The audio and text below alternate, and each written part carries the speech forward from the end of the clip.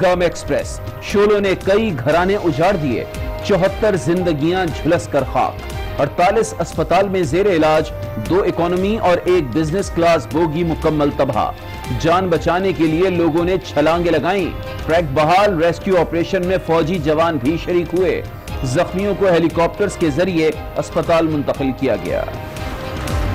पहले गार्ड ने जाके इनको रोका है कि ये मत जलाएं, लेकिन उसके सामने इन्होंने आग बुझा दी। जब वो चले गए गार्ड, फिर इन्होंने जलाई। के पंखा में शॉर्ट सर्किट था, वो 3-4 दिन से था, और शॉर्ट सर्किट हुआ है, पंखा गिरा नीचे, उससे आग भड़की है। शॉर्ट सर्किट हुआ या गैस सिलेंडर फटा, आग कैसे लगी? हुक्काम और अवाम आमने सामने। शेख रशीद कहते हैं आग सिलेंडर फटने से लगी। ऐनी शाहिद ने वजह शॉर्ट सर्किट बताई। वज़ीर आज़म इमरान खान ने तहकीकात की हिदायत कर दी।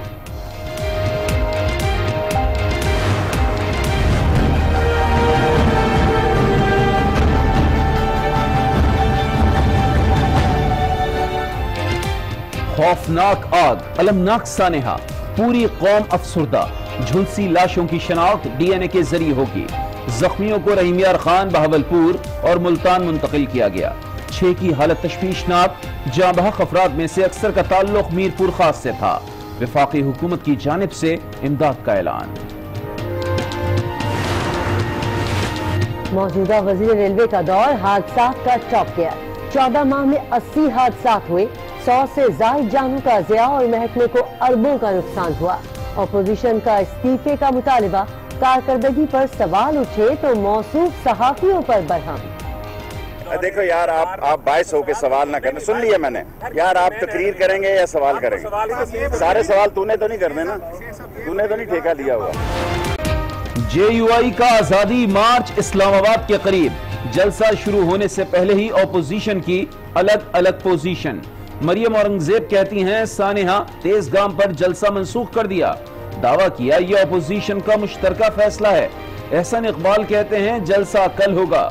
गफूर हैदरी बोले आजादी मार्च मुलतवी होने की कोई सदाकत नहीं, जलसा मुलतवी करना दुरुस्त नहीं। आजादी मार्च में ड्रामाई मोड़, जलसे की तारीख ना हुई ईद का चांद हो गया। बिलावल भुट्टो आज जलसे से खिताब करेंगे। असमत यावली कहते हैं कोई पहुंचे ना पहुंचे हम पहुंच गए, जिसने आना है आ जाए, कोई शिकायत नहीं। हिज़्ब इख्तिलाफ में इख्तिलाफात की भी तरदीद। हमारा मुतालबा भी यही है ना कि असम्बली तोड़ दी जाए। हम असरनो इलेक्शन चाहते हैं, शफाफ इलेक्शन चाहते हैं, वो इलेक्शन जिसमें फौज की मुदाखलत नहीं होगी। ये नहीं कि हम सरेंडर हो जाएंगे। हमने हतमी तौर पर इनसे इस्तीफा लेना है और लड़कर लेना है, आराम से नहीं लेना उनसे। जी, नाअहल और नाकाम हुकूमत के खिलाफ एहतजाज कर रहे हैं। आज न्यूज के प्रोग्राम फैसला आपका में मौलाना फजलुर रहमान की खुसूसी गुफ्तगू। कहा इरादे मजबूत हैं, मुतालबात से पीछे नहीं हटेंगे। आजादी मार्च में कोई रुकावट डाली न डाली जाएगी। मार्च के शुरा भी जिम्मेदारी का मुजाहरा करें। वफाकी वज़रा का इंतबाह। कहा मौलाना ऐसा कोई अमल ना करे जिससे पाकिस्तान का वक़ार मजरूह हो। हुकूमती वफ़द की सीनियर सहाफ़ियों से मुलाकात। बताया आज़ादी मार्च मुआहदे की खिलाफ वर्जी हुई तो कानून के मुताबिक निपटेंगे। किसी भी सूरत हाल से निपटने के लिए इस्लामाबाद इंतजामिया तैयार। शहर इख्तिदार में कंटेनर्स का राज, मुतादिद रास्ते बंद, मेट्रो सर्विस भी मुअत्तल। जगह जगह कंटेनर्स, शहरियों को मुश्किलात। खवातीन, बच्चे और बुजुर्ग पैदल चलने पर मजबूर। इलाके में रेंजर्स और पुलिस का flag march. Peshawar high court Abbottabad bench ने मुफ्ती किफायत की जमानत मंजूर कर ली। रिहाई का हुक्म। इस्लामाबाद हाईकोर्ट ने इंतजामिया को कंटेनर्स की पकड़ धकड़ से रोक दिया। आर्टिकल 18 की खिलाफ वर्जी पर कार्रवाई का हुक्म दे दिया। रिमार्क्स दिए बुनियादी हुकूक की खिलाफ वर्जी नहीं होनी चाहिए।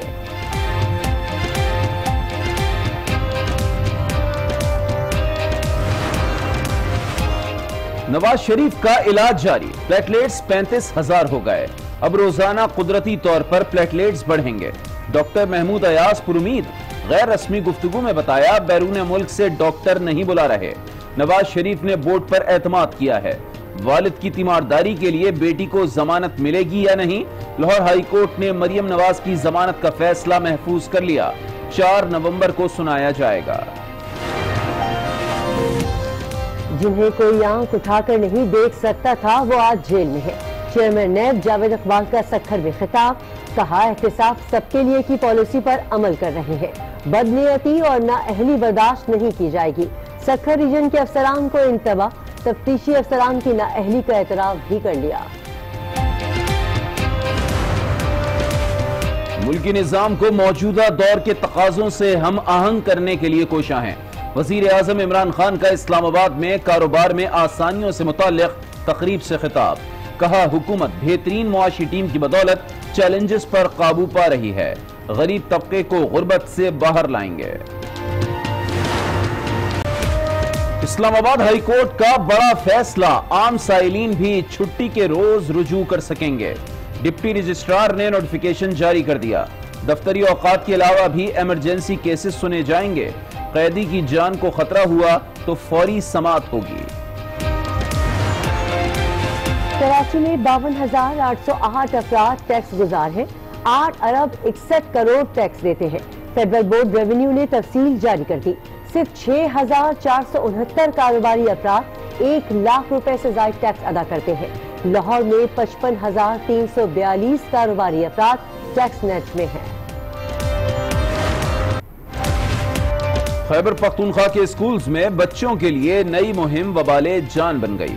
मर्दान और स्वात के स्कूल्स में पेट के कीड़े मारने की दवा से कई बच्चों की हालत गैर हो गई, अस्पताल मुंतकिल, वालिदैन परेशान, इंतजामिया का इजहार तशवीश।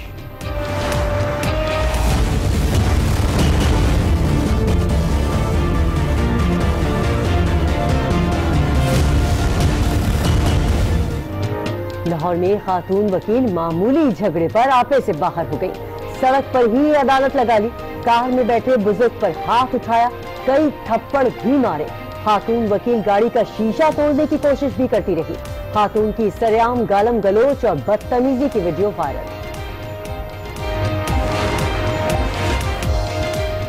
कराची के रज़ाकाबाद पुलिस ट्रेनिंग सेंटर में मशकों के दौरान आंसू गैस की शेलिंग, मुल्का स्कूल में बच्चों की हालत गैर हो गई।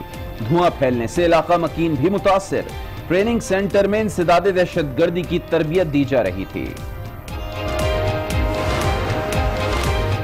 प्यार के टलने के बाद एक और समंदरी तूफान तबाही मचाने को तैयार, वार्निंग जारी कर दी गई।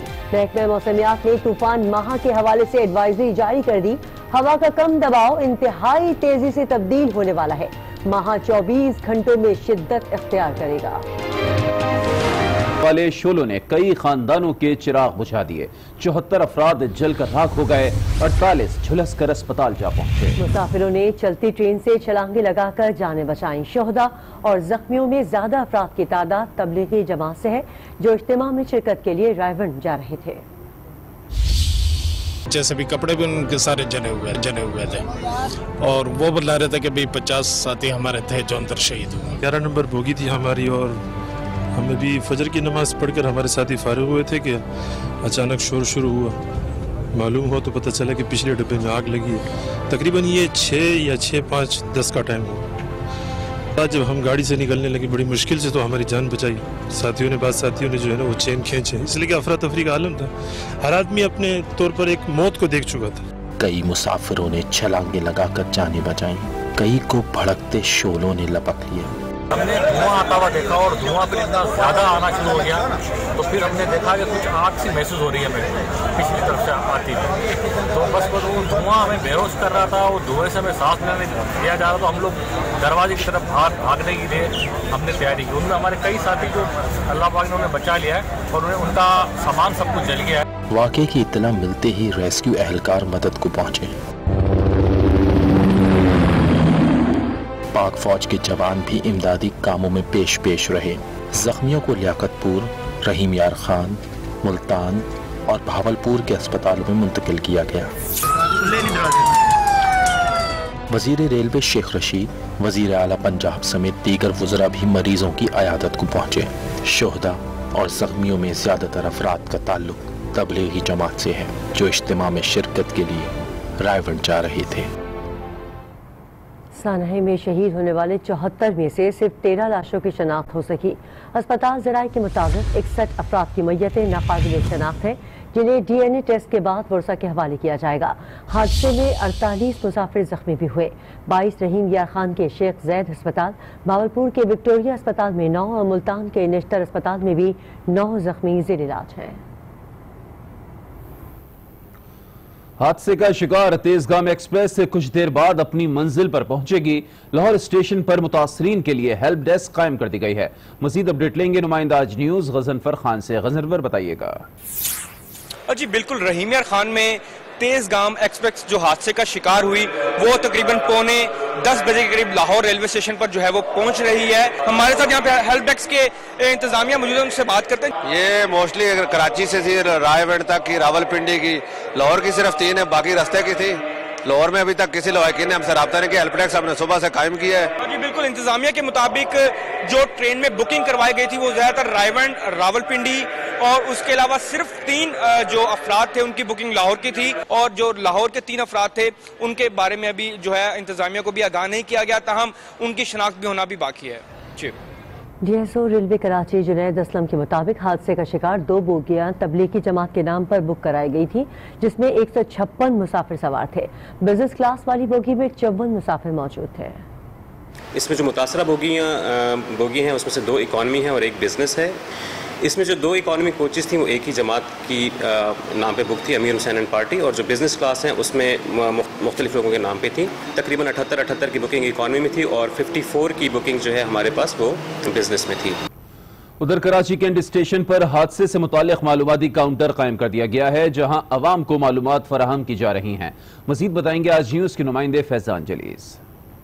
मैं मौजूद हूँ कैंट स्टेशन पर, जहाँ पर ये सेल कायम किया गया है और यहाँ पर जो मुतासरीन हैं, उनके जो लवाकिन हैं, उनके जो मुसाफिरों के जो घर वाले हैं, उनकी को इंफॉर्मेशन मालूमात फराहम करने के लिए यहाँ पर जो इंतजामिया भी मौजूद है। या तरीक़ेकार लिस्ट लगाई गई है, कितने लोगों ने रब्ता किया और किस तरीके से डेटा आप लोग ने महफूज किया है। जो है लिस्ट जो फ्राहम की गई उसे हमने अपने काउंटर पे जो है बाहर चिपका दिया सामने की तरफ, ताकि आराम से ईजी हो के लोग जो है अपने प्यारों का नाम देख सकें।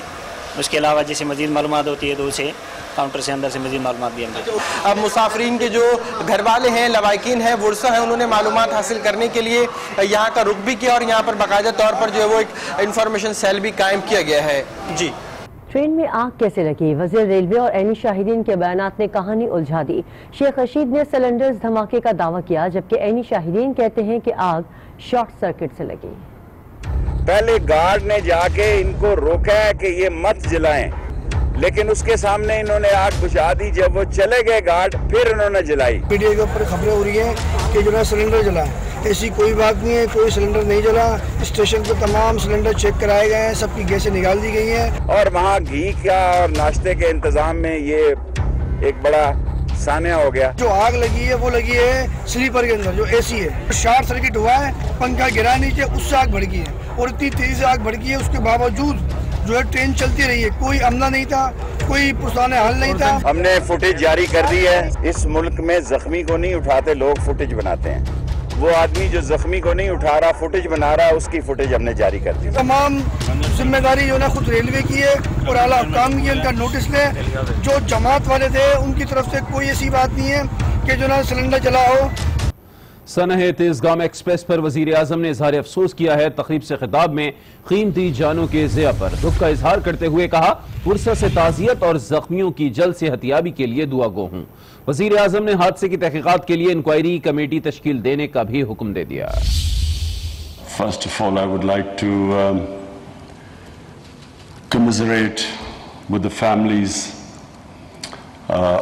who have families of the victims of the Rahim Yar Khan train tragedy. We just pray for them. May the Almighty Allah give them strength to bear this loss. सानह तेजगाम के मुतासरीन के लिए मीरपुर खास में कैंप कायम कर दिया गया, लेकिन मुकम्मल मालूमात न मिलने पर आवाम शदीद परेशानी का शिकार है। मज़ीद जानते हैं नुमाइंदा आज न्यूज़ मोहम्मद सिद्दीक से।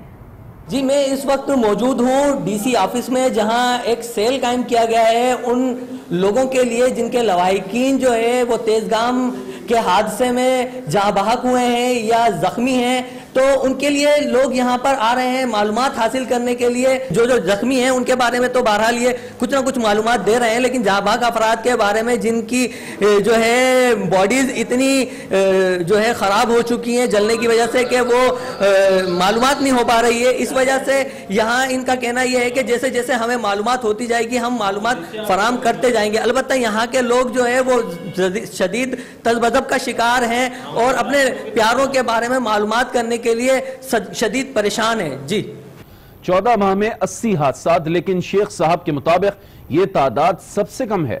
वजीर आजम जब ऑपोजिशन में थे तो ऐसे हादसात पर वजीर से इस्तीफा मांग लिया जाता था, लेकिन अब हालात और राय दोनों ही बदल गए हैं। वजीर रेलवे शेख रशीद के 14 माह में 80 हादसा, 100 से जायद जानों का जिया और महकमे को अरबों के नुकसानात। सबसे कम हादसे मेरे दौर में हुए हैं। रिकॉर्ड अगर कहेंगे तो कल हफ्ते को पेश कर दूंगा। आज वजीर मौसूफ से कारकर्दगी पर सवालात हुए तो मौसूफ बुरा मना गए। अच्छा, अब देखें ना, आपका सवाल करने का हक है, मेरा जवाब देने का। देखो यार, आप बायस होकर सवाल ना करना। सुन लिया मैंने यार, आप तकरीर करेंगे या सवाल करेंगे? सारे सवाल तूने तो नहीं करने ना, तूने तो नहीं ठेका दिया हुआ। ऐसे ही हादसा जब साबका अदवार में होते तो मौजूदा वजीर आजम जिम्मेदार वजीर रेलवे को गर्दानते थे। मेरे ख्याल में रेलवे के वजीर को रिजाइन करना चाहिए। कहीं भी दुनिया के अंदर जो आप कहीं कोई रेल का एक्सीडेंट होता है, वजीर रिजाइन करता है, क्योंकि रिजाइन जब तक वो नहीं करता, इंक्वायरी उसके नीचे इंक्वायरी नहीं सही हो सकती। वक्त बदल गया लेकिन सियासत का चलन न बदला। ओपोजिशन ने वजीर रेलवे के इस्तीफे के लिए करारदाद पंजाब असेंबली में जमा करा दी।